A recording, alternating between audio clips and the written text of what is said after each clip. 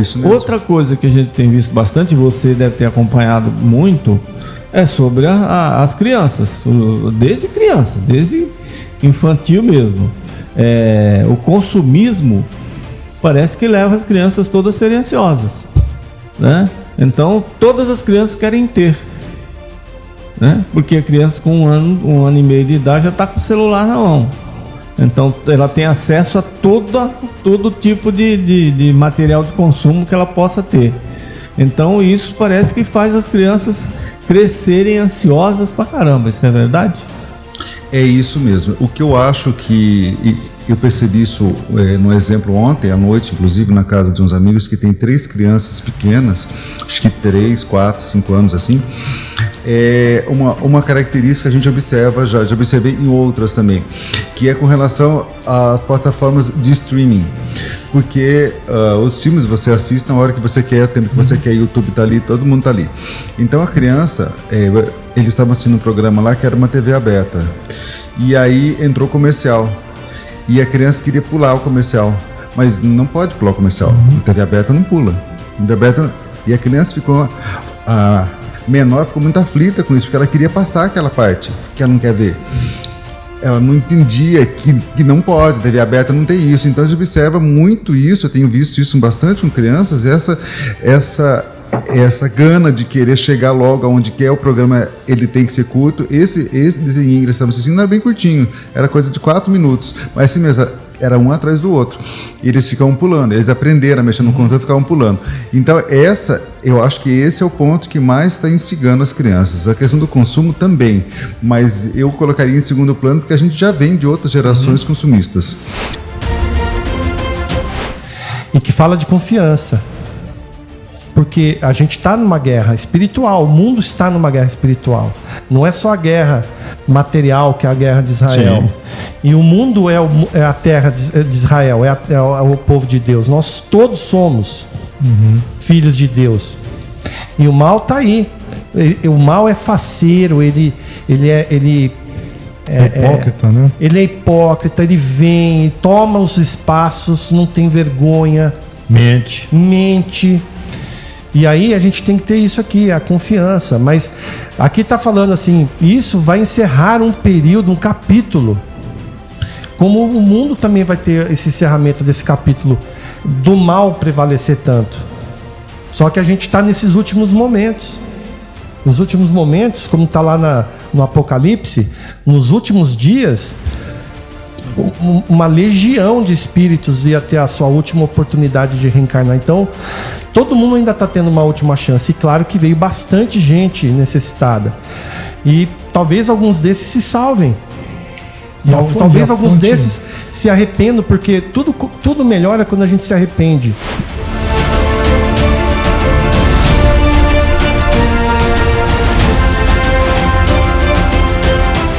Com essa alegria que as teorias dão, você se predispõe a trabalhar em benefício do semelhante, né? E o estudo da doutrina é essencial. Às vezes as pessoas querem estudar com pressa, ler rápido, mas não vai com pressa. Estuda devagar, analisa cada pergunta. A coisa mais linda é a pergunta número 1 do Livro dos Espíritos. Kardec não pergunta quem é Deus, o que é Deus, quem é pessoa, o que é coisa. Kardec pergunta que é o indefinido, que é Deus, né?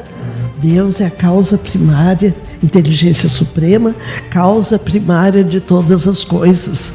Aí uma vez eu li uma reportagem de muitos cientistas falando que eles não acreditavam em Deus.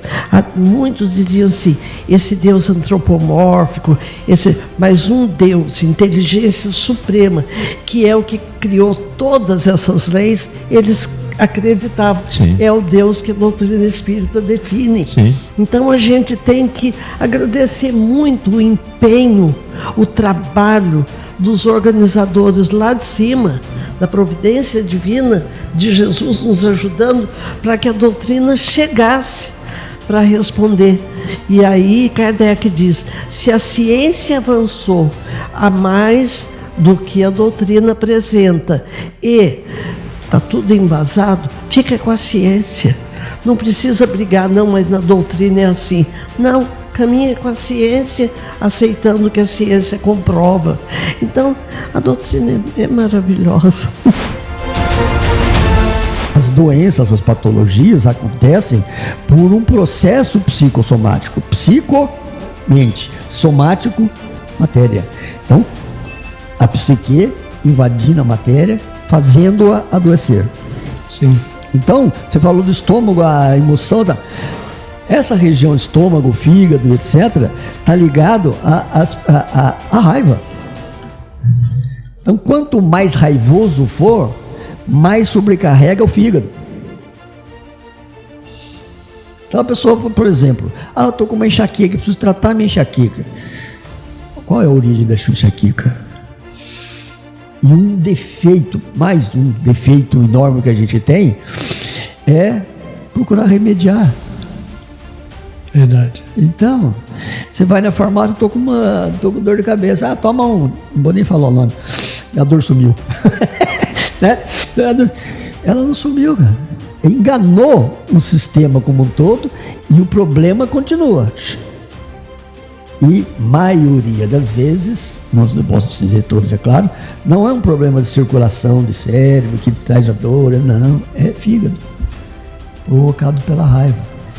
A pessoa tem diabetes, é provocado pelo quê? Medo de perder. Medo excessivo, a gente sempre tem um medinho, né? Mas o medinho deixa a gente alerta. Mas tudo que é demais faz mal. Irmãos queridos, Jesus nos abençoe a todos. Como não poderia deixar de ser, venho com o coração nas mãos para dar meu ar da graça hoje pelo nosso amigo irmão. Estamos em 15 pessoas fora do corpo físico aqui, fora aqueles que estão do outro lado do estúdio. Que alegria, meus queridos, de sempre. Rui, o nosso Dodô está aqui e diz continuar sendo o seu fã incondicional, provando a ele o homem que sempre foi. Tudo está certo e de conformidade com a bondade divina. Ah, meus amigos, tenho ainda lutado por aqui para segurar a minha fala por vezes descontrolada. Disciplinar a conversação é uma das minhas grandes tarefas. O resto a gente tira de letra. O Vivência cresceu, não apenas materialmente, mas também novos e bons amigos juntaram-se à tarefa que nunca foi apenas nossa. Deixo assim o meu mais fraterno abraço aos ouvintes vivencianos, ao Jorge, ao Rui, Rodrigo, Tião, Carlinhos, Piero, Cris e amigos presentes. A nossa querida Ieda e todos lá de casa. Pronto, falei. Hoje sinto-me um astronauta orbitando no planeta de mim mesmo, buscando em mim Jesus. Fiquem com Deus, dos amigos aqui presentes e deste falador contumaz, Elder Bastos.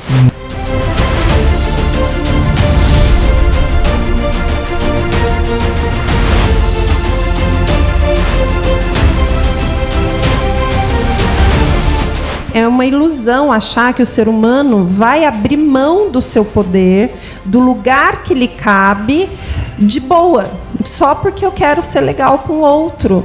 Não funciona dessa forma. A gente não tem ainda essa competência da caridade, da generosidade, do amor, desse entendimento do todo, dessa reciprocidade, da troca, do ganhar junto. Ainda não faz parte, porque o poder e o nosso sistema capitalista, sim, o nosso sistema onde a gente é todos os dias criados para deter mais, para ser alguém, ou seja, preciso ter mais, ter para ser importante, eu preciso ter para ser ouvido, eu preciso ter poder, para ter poder. Então, assim, como que a gente vai estar nesta sociedade falando de amor e vamos conversar, vamos ver se faz sentido para todo mundo? Não funciona. Mas só um adendo importante que eu estava lendo aqui, o Gustavo coloca, né, pra gente ler o livro do Emmanuel, eu acho que a gente não tem ele aqui ao vivo, mas ele comentando sobre que, na verdade, a gente deveria olhar que a única, que não é o caos que promove a mudança, que é o amor. Eu concordo, de verdade, essa é a minha filosofia de vida, inclusive. Mas o que a gente está falando aqui é exatamente, sabe aquele processo que a gente ouve dentro no Espiritismo também, que é assim, né? Às vezes, numa encarnação, você teria oportunidade ou teria como uma reflexão da sua jornada você ser assassinado. E Jesus falava um pouco, né? Ele tem uma frase que eu não vou lembrar bem exatamente como ela é, mas ele usava assim, que isso vai acontecer, mas que não seja você que vai causar, né? Então, assim, ok, eu vejo muito nessa linha. Do escândalo. Então, do escândalo, perdão. Como é que eu vou fazer? Como é que eu vou cuidar disso? Então, eu vou trabalhar. Então, eu, Paula, no meu dia a dia, como eu falei, eu não faço parte do grupo feminista, mas eu, como Paula, o que eu uso? Eu uso o amor, que foi o que eu trabalhei com meu marido, o que eu faço na minha vida, o que eu faço nas minhas palestras, o que eu faço no meu trabalho. Mas olhar para essa sociedade como um todo e achar que o amor vai ser capaz de tocá-los é um trabalho de formiguinha, que aí sim cada um de nós tem que fazer. Nós temos os centros emocionais.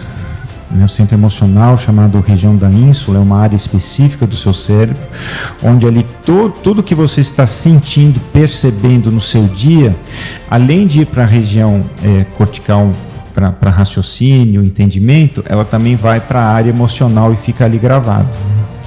E elas têm que saber, têm que trabalhar em conjunto. Teve uma pesquisa interessante feita com o que chama de ressonância funcional. Ressonância funcional, ela capta as áreas de maior intensidade no seu cérebro. E aí eles pegaram pessoas que estavam muito bem. Na análise daquela pessoa não tinha mágoa, não tinha rancor, não tinha ira, emocionalmente equilibrada. E eles viram que as áreas mais ativadas eram aquelas áreas pré-frontais, raciocínio, entendimento e tal. Pegaram pessoas com ansiedade, com depressão, com mágoa, com irritabilidades várias, e viram que ela ativava mais as regiões da ínsula, as regiões dos centros emocionais. E aí passaram a acompanhar essas pessoas sem interferir com a sua vida. E viram que essas pessoas que ativavam mais os centros emocionais adoeciam mais rápido do que as outras que ativavam mais a região de raciocínio, vamos dizer assim.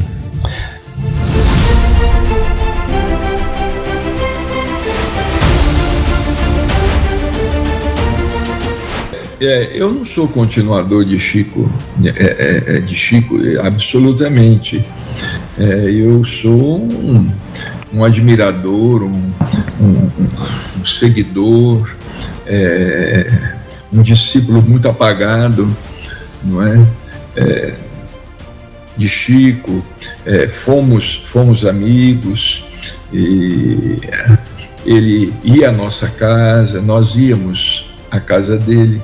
Embora ele não fosse a nossa casa com frequência, de vez em quando ele aparecia, não é? Mas eu acho que é preciso separar o joio do trigo, não é? Hoje a gente tem que ter muito cuidado com o que as pessoas falam, porque o nome de Chico Xavier é usado por muita gente e por muitos médiuns. Eu conheço muitos médiuns que falam assim: o Chico me orientou. Nunca teve com o Chico, nunca foi lá. Fui orientado por Chico Xavier. Agora, se a pessoa fala assim, eu fui orientado pelos livros psicografados por Chico Xavier, é uma coisa. Eu fui orientado pelas obras mediúnicas de Chico Xavier. Orientado pelos exemplos de Chico Xavier é uma coisa. Agora falar assim, não, eu fui orientado. Tem gente que fala, não, eu psicografei lá na mesa. Psicografou nada. Nunca vi. E as pessoas falam alguma hora assim. Então a gente tem que tomar muito cuidado com isso. Porque o nome de Chico Xavier às vezes é usado indevidamente, em toda parte. Não é? O que nós vamos fazer? As pessoas agem de uma maneira inconsequente. A gente tem que ter discernimento. Vou pensar em 500 anos atrás, eu provavelmente estava fazendo guerra também. Sim. Aliás, eu tenho certeza que eu estava fazendo guerra 500 anos atrás. Quantos de nós não foram templários, ou participaram da cruzada, ou participou de reinos feudais? E naquela época nós tínhamos Francisco de Assis, tínhamos Lutero e assim por diante, pessoas maravilhosas no meio de um mundo muito diverso. A mesma coisa nós temos hoje, só que hoje as diferenças são muito menores, porque naquela época tinha muita gente naquele estágio que a gente abomina hoje.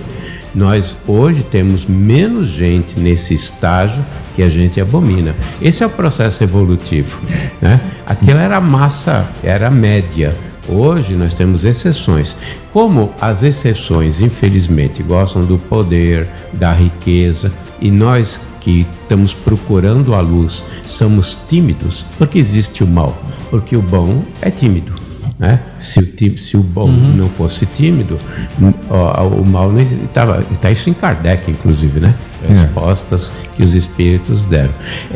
O que acontece? Com a mídia a gente só vê o que é ruim, que eles não apresentam o que é bom. Existe com a tecnologia uma capacidade de receber informação nunca antes existente. E a informação que a gente recebe é dominada ainda pelos trevosos. E por isso que a gente tem aquela falsa impressão que o mundo está piorando ou está ruim, continua ruim. Na verdade, houve uma evolução e uma evolução grande. Comparar nossos tempos à Idade Média é cegueira. É cegueira. Nós temos que entender e temos que ver, realmente constatar, e a gente pode fazer isso através do estudo, que houve uma evolução enorme no ser humano. Mas infelizmente quem gosta do poder e os bons deixam que isso aconteça são os ruins, são aqueles que ainda estão muito atrasados. Então a gente vê exatamente esses governantes, como acontece na Venezuela, como acontece no Irã, como acontece em Israel, como acontece na União Soviética, na Rússia, porque na verdade os trevosos gostam de poder. E são eles que aparecem. E eles usam qualquer coisa, né? Eles não têm papas na língua. Se precisa matar, mata. Não tem moral, não tem critério. Não tem critério. Mas olha, todos nós passamos por esse estágio.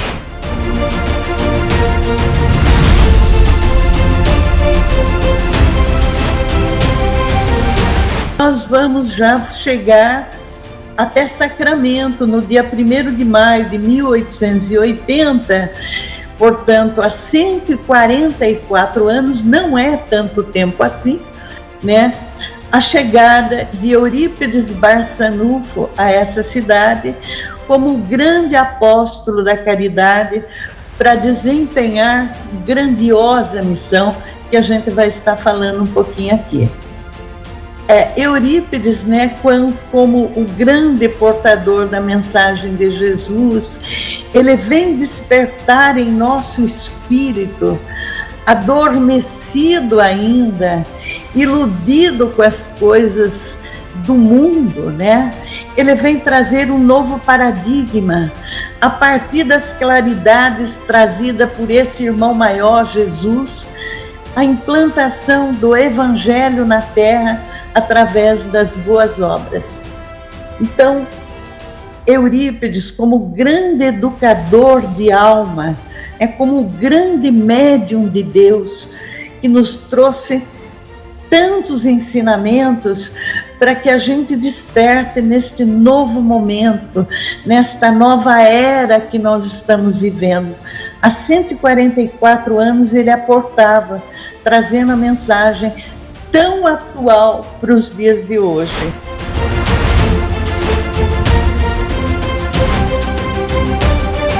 Coeficientes, valores idealistas, um mundo melhor, comida para todos, ou seja, ele tem que ter uma percepção do o que ele pode ou poderia fazer ou poderá fazer, já tem essa consciência. Capacidade de encarar e utilizar a adversidade. Por exemplo, aconteceu essa catástrofe no Rio Grande do Sul, o que eu posso fazer? Não posso mudar a catástrofe já aconteceu. Vai continuar acontecendo enchentes? Provavelmente muitas ainda vão, porque ainda existem os fenômenos da natureza, nem todos são controláveis totalmente. Mas eu posso ir ajudar? Posso. Vou ajudar? Vou. Isso mede o quociente de espiritualidade. Os que têm coeficiente de espiritualidade elevado são holísticos, ou seja, eles não são simplesmente materialistas, eles já têm consciência da energia e principalmente da parte espiritual, da existência da alma.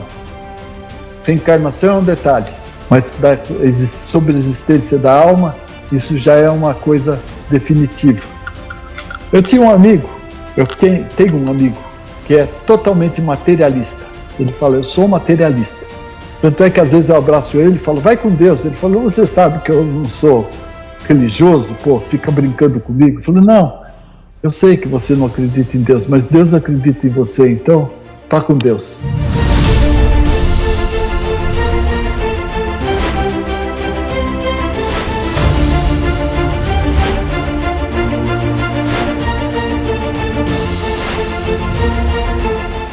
O que me deixa mais triste ainda é que eu ouço espíritas dizer que não existe ovoide, mesmo André Luiz relatando, cara, tá entendendo? E realmente o que ocorre? Quando os espíritos fazem essa retirada desses ovoides, tá? Eles isolam todinha a região, tá? Deixa sem circulação e aí eles plasmam e transportam. Não me pergunta como, porque aí daí para frente eu não vejo nada. Tá? Mas é levado para algum local, tá? Para restabelecimento com toda certeza, tá? Porque não existe nada em vão nessa terra. Tudo tem um porquê. Você pode explicar rapidinho o que é o ovoide, só para o pessoal...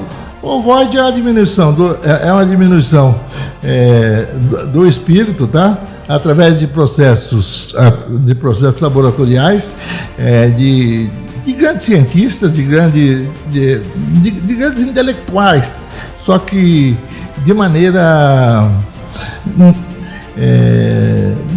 espíritos, tá? Que realmente eles querem manter aquele espírito já está sob o domínio deles. E aí ele vai ficar sob o domínio dele e eles implantam esses ovoides, tá? Inclusive para castigar principalmente os inimigos, tá? Que os traíram, principalmente, segundo a explicação da espiritualidade, do espírito que os traíram lá nas cidades umbralinas e nas regiões inferiores, como vocês falam aí, dentro dos grandes abismos, onde tem os dragões, os reptilianos, entendeu? Não?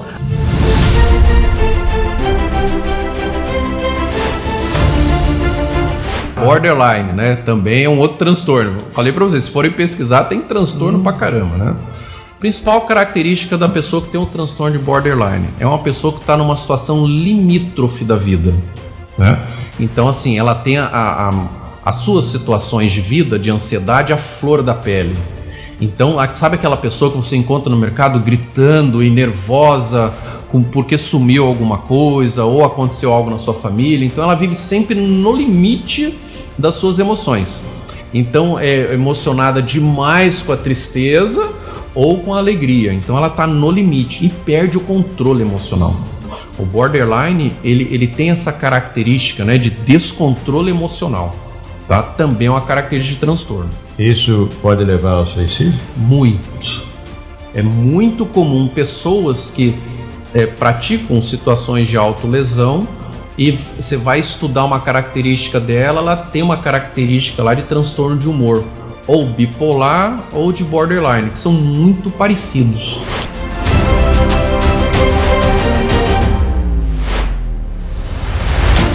E que possamos levar aí no nosso dia a dia melhor autoconhecimento, melhor autoestima, para que nós possamos realmente entender a doutrina dos espíritos que é uma doutrina que vai nos libertar de tantas e tantas amarras que a gente vem construindo através das encarnações, retirando lacinho por lacinho.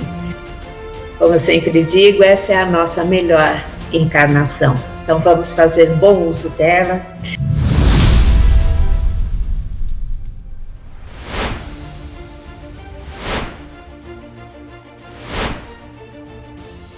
Carta psicografada então pela filha do Dinho e da Fia, a Deborah, né? E a Fernanda recebeu hoje, Fernanda? Hoje, de manhã. Meus pais amados, a quem eu abraço com o pensamento de amor. Pedi com muita insistência para Marcela me ajudar a tocar o coraçãozinho de sua mãe, para que eu tivesse uma nova oportunidade para renovar um momento de paz quando falo com vocês. É tão gratificante eu não precisar pedir mais calma, ou que não chore, ou que não fiquem tristes. Sinto a alegria chegando, me cercando, quando vocês estão cantando.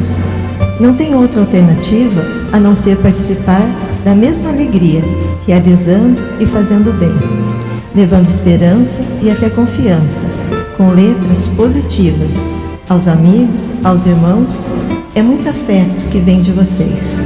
Quero aproveitar e agradecer a todos que se fazem presente nesta rádio, que transmite luz, aos amigos que propuseram essa tarefa e buscam cumprir, oferecendo para os participantes sempre o melhor.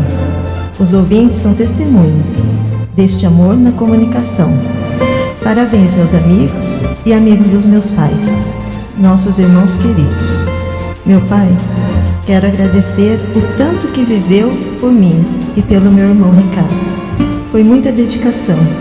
Sinto que agora divido esse amor com todos quando você está cantando. Nunca deixou de nos apoiar. Vivia para nós. Te amo, pai. Agora vou beijar minha mãe, que é uma flor no meu jardim. Sempre expressou com seu jeito amoroso o quanto me amava e quanto fomos inseparáveis.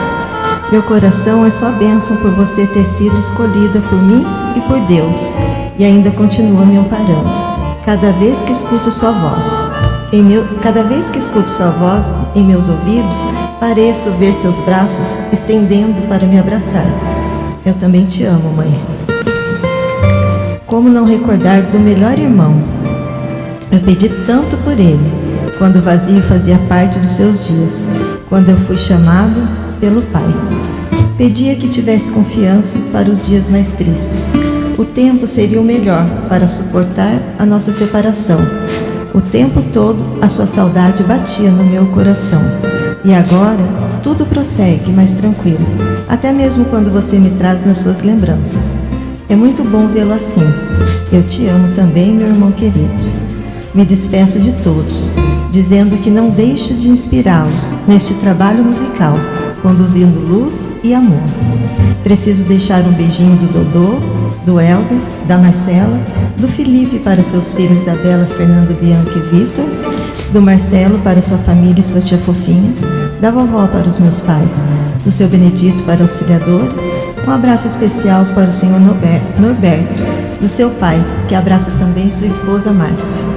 Fui abordada com carinho para passar esses recadinhos e deixei o abraço mais apertado para aquele que meu coração sente tanta falta, do meu amigo, do meu companheiro, do meu amor. Quanta saudade de você. Saudosa, mas feliz. Me despeço, Deborah.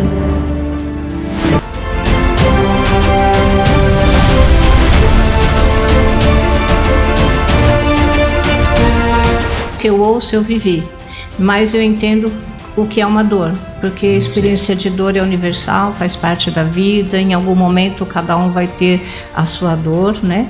E a maneira que a gente se encontra com essa pessoa é no acolhimento emocional, é no momento em que ela passa por uma crise e às vezes essa dor é tão intensa ou contínua que apaga da pessoa a visão de outras possibilidades. Então é uma decisão movida pelo sofrimento. Se ela é acolhida no sofrimento, então ela passa a enxergar outras alternativas. Né? Então, dizer para ela, faça ou não faça, por isso, nesse sentido que não é eficaz, porque tem que ver o que está por trás desse momento de estreitamento de possibilidades, né? Porque a dor faz isso, né? Ela vai cegando a pessoa e aí o que ela deseja. Em muitos casos, quando a pessoa fala que ela deseja, ela tem esse sentimento de deixar de existir, é porque existir para ela está muito difícil. E os motivos é dela, né? Cada um vivencia as suas dores de um jeito único, né? Então não tem assim, cada pessoa que a gente encontra, a conversa é única naquele momento, porque a experiência da pessoa é única, né? Então estar atento ao que ela traz como experiência, validando o sentimento, acolhendo, permitindo que ela esvazie a sua angústia, né? Internamente ela vai se modificando, né? E aí ela vai encontrando outras possibilidades. Que é muito difícil falarmos de esperança para quem olha a sua vida toda no chão. E nós estamos falando aqui não apenas de perdas materiais, nós estamos falando de perdas sentimentais. Há pessoas que passaram por essa tragédia agora das enchentes e que não tiveram notícias, né, dos corpos dos seus familiares. Então vejam, é difícil falar em fé, em esperança para quem realmente perdeu tudo. É difícil, mas nós não podemos desistir. Essa é a fé que vai fazer com que a gente busque encontrar aonde, além da nossa esperança, além da nossa autoestima, além da nossa coragem, do bom ânimo, aquela fé que nos leva além, que nos leva a Deus. E aí nós vamos encontrar onde isso? Lá no Evangelho segundo o Espiritismo, quando nós vamos tratar da visão da vida futura, que nós vamos entender assim, esta fé está me dizendo que nada termina com aquilo que terminou aos meus olhos, com aquilo que eu olho e digo assim, nossa, eu perdi tudo. Mas o que significa tudo isso ante a eternidade do Espírito? Nós sabemos que enquanto estamos encarnados, nós precisamos das coisas materiais, precisamos dos nossos entes queridos, precisamos do nosso emprego, precisamos das paredes que nos protegem.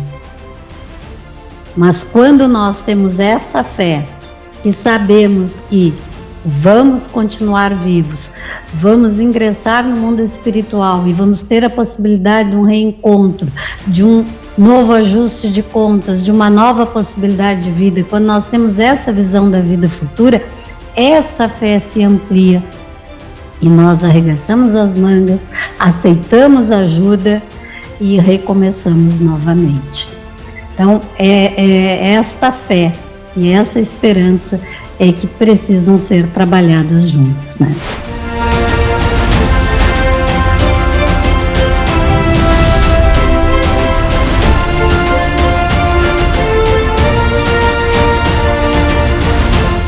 Eu só falo assim, quem quiser ser preconceituoso, seja. Nós espíritas é que não temos direito de ser, né? Quer falar alguma coisa? Então, saiu uma reportagem na BBC, né, que fala sobre o embranquecimento da Umbanda, dizendo que ela não foi criada por Zélio. A Umbanda ela não foi criada realmente por Zélio, porque já havia as manifestações. Porém, porque fala que ela é mais espírita. O Zélio Fernandino Moraes levou a Umbanda mais para o lado espírita, e não da parte afro. Mas o que acontece? Alguém precisava ter dado aquele start, aquele início, coisa que não tinha, a gente não tinha uma data. Então, dali por diante, a Umbanda participou de congressos, reuniões. Então, essa data foi muito importante. Então, existe muita controvérsia em relação a isso. O importante é que a gente tem uma data. As manifestações sempre existiram. Das antigas civilizações, sempre existiu a manifestação. Não foi Kardec que inventou o espiritismo. Kardec só inventou a palavra. O espiritismo existia desde que existe desde que o mundo mas é ele mundo. fez o mais importante, ele documentou. Eu acho que o plano espiritual, tu fala, né? A gente acho que tem uma situação difícil de achar, de entender que tudo vem do plano espiritual para conosco. Não é daqui para lá, é de lá para cá. A gente sempre fala, o telefone toca de lá para cá, não é o contrário. Então, o plano espiritual vai pegar em datas diferentes, em momentos diferentes. Vamos pegar o Allan Kardec. Vai codificar isso, Allan Kardec era um cara científico, um cientista, muito metódico, e era o cara perfeito daquilo. Ele era assim, ele tinha uma desconfiança muito grande, ele queria ver para crer, e sempre pega essas pessoas para codificar alguma coisa, para deixar um fundamento em alguma coisa. Então, o que acontece? Vai fazendo esse trabalho, aí pega outra pessoa, você, o Rubens, vai fundamentar isso aqui. E ele fundamentou essa parte. Umbanda, tem Umbanda de fundo de quintal que a gente fala, tem Umbanda, são vários tipos de Umbanda. Todas elas são Umbanda. Só que o Rubens Tracena, ele codificou uma parte de Umbanda sagrada. Quando nós trabalhávamos na parte, nós fomos espíritas, kardecistas há muito tempo, a Sandra falou, tem necessidade de entender mais a Umbanda. E a gente procurou aqui no Vale do Paraíba e não achou algum lugar que pudesse estudar a Umbanda. Até onde fomos para São Paulo, e achamos o colégio lá do Rubens e estudamos a Umbanda durante uns 3 a 4 anos. Era naquela época o mais próximo do que a gente podia entender e aceitar naquelas codificações, naquele jeito de ensinar. E foi interessante, porque assim, livro de Umbanda tinha poucos. Depois eles foram lançando bastante livros, aí tinha poucos aqui no Vale do Paraíba. Em São Paulo tinha mais livro de Umbanda, mais trabalho, mais encontros. A Sandra falou, por que não levar isso para São José também? Por que não levar essas coisas para São José? Por que não fazer um trabalho em São José, no Vale do Paraíba, com a Umbanda Sagrada, mostrar a Umbanda para todo mundo? Mas a gente não quer somente mostrar a Umbanda Sagrada, a gente quer a união da Umbanda. Eu costumo dizer muitas vezes que quem mais atrapalha a Umbanda, às vezes, são umbandistas. E quem mais atrapalha, às vezes, os espíritas, são os espíritas mesmo, porque a gente tem que se unir, e mostrar que a gente é unido, que a gente pode ir numa casa aqui, na outra casa ali, se unir, levar as pessoas para dentro dos nossos terreiros. E mais importante do que levar as pessoas dos nossos terreiros, Jesus, Oxalá, está lá no topo. Mas não é deixar Jesus no topo, ou deixar Jesus no altar, é trazer Jesus para perto da gente, trazer o Pai Oxalá para perto da gente, para fora dos centros espíritas, para fora dos terreiros de Umbanda. É muito fácil falar em religião, falar em Jesus e Oxalá dentro da casa de oração, mas nós estamos trazendo Jesus ou trazendo Oxalá para fora, para a rua, para andar para nossas casas com a gente. Preparando-nos então para essas transformações. Muito bem, mas quanto tempo vai demorar essas transformações? Vejam, existe aí uma obra de Chico, o Emmanuel, que nós vamos atingir a nossa entrada no mundo de regeneração aí pelo ano de 2057 a 2060. Mas não quer dizer que no dia 1º de janeiro de 2057 nós vamos estar todos alegres, felizes, bonitos, os leões estão passeando com os cordeirinhos e assim por diante. Não. Estimo os espíritos que o processo de integração no mundo de regeneração vai demorar por volta de 300 anos, ou seja, 5, 6 gerações. E por quê? Se pretende isso, por que se explica isso? É porque nós estamos ainda num processo de renovação interior. Então, quanto mais a gente se espiritualizar, muito mais fácil vai ser a nossa entrada, a nossa adaptação a esse novo mundo, onde a dor não vai estar totalmente extinta, mas nós vamos ter mais condições espirituais de suportar a dor sem sofrer tanto como nós fazemos hoje. Então, há que se dizer, sim, a dor é compulsória, o sofrimento é opcional, quer dizer, só sofre quem não aceita a dor. Então, nesse mundo de regeneração, espera-se, consequentemente, que nós vamos ter mais condições espirituais, certo? E dentro dessa condição espiritual, a gente vai estar muito mais apto, muito mais pronto para nos adaptar, então, a um mundo realmente que vai nos levar, quem sabe, muito futuramente, a um mundo superior, porque a nossa transição não para, nós estamos sempre evoluindo.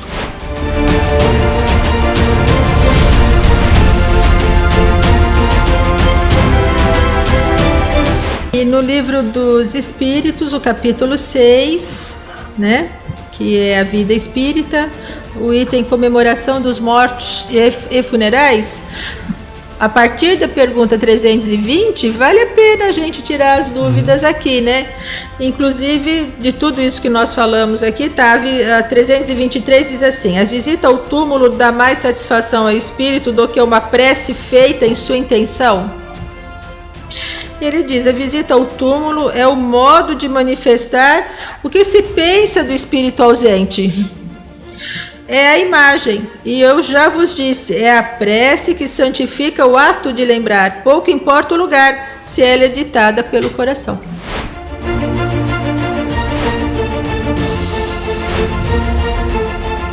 Estamos num planeta de expiações e provas, né? É uma doença das emoções também.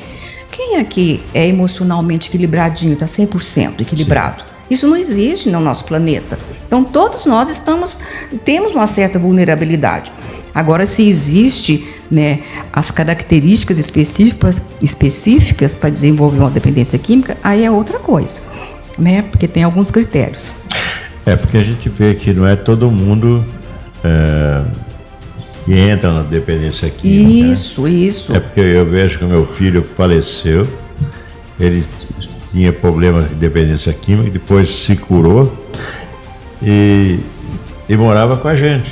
Quer dizer, então a gente ficava até preocupado, aonde foi que eu errei que ele foi procurar a dependência química. Em compensação, meu filho mais velho, ele viajava com a América Latina toda aí, no meio da Bolívia, no Paraguai, e nunca fumou um cigarro. Tem a questão da vulnerabilidade, então aí que entra a parte espiritual também, né? Porque às vezes filhos dos mesmos pais, né, a genética está ali, até pode ter na genética, mas será que tem na matriz perispiritual? Será que eu trago isso no meu perispírito? Está em consonância com isso? Então vai muito mais além.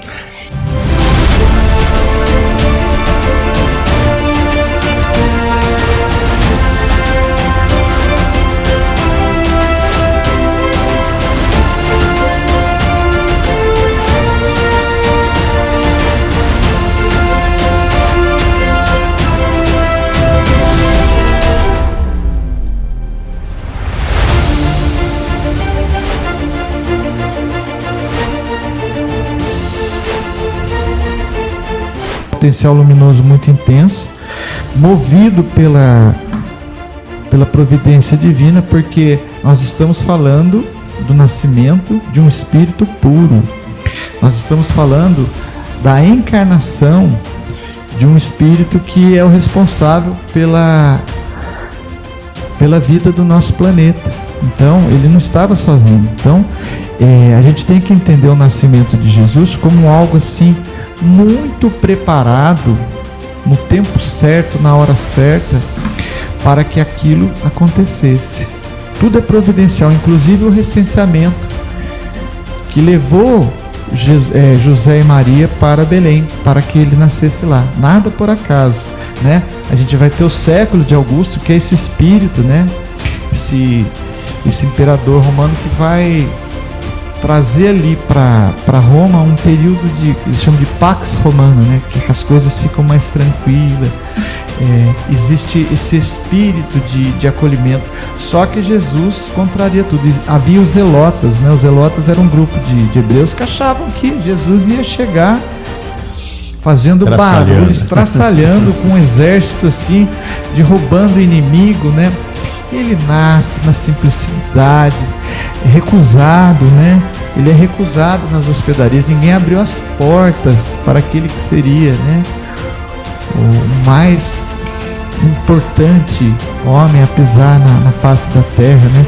Depois eles têm que se refugiar, né? A gente vê os refugiados, né, hoje de países em guerra, né? A família de Jesus foi uma família de refugiados. Eles tiveram que se dirigir para o Egito para que Jesus não morresse. Todas as previsões que nós estamos fazendo aí para o ano que vem, com o nosso raciocínio, é algo que nos leva a crer que daqui para frente nós teremos sempre muitas provas. Nós estamos no mundo de provas e expiações aqui. E as provas vão continuar aumentando para nós. E cabe a nós, espíritas, né, falarmos a respeito disso com as pessoas, porque as pessoas andam muito desanimadas, né? Eu vi agora nas visitas que nós fazemos no final do ano, né, as visitas nas favelas, lá em Jacareí, levando o mantimento, levando o que nos cabe fazer. Quando a gente conversa com a pessoa, fala: e como é que tá o ano para vocês? Como é que foi aqui? Muito mal. Todo mundo fala a mesma coisa, muito mal. Nós estamos, o poder público nos rejeita e sempre dessa forma, sabe? Então eu acho que é hora de nós levantarmos um pouco o astral nessa virada de ano, para que nós também consigamos levar um pouco de afeição para essas pessoas que estão conosco, né?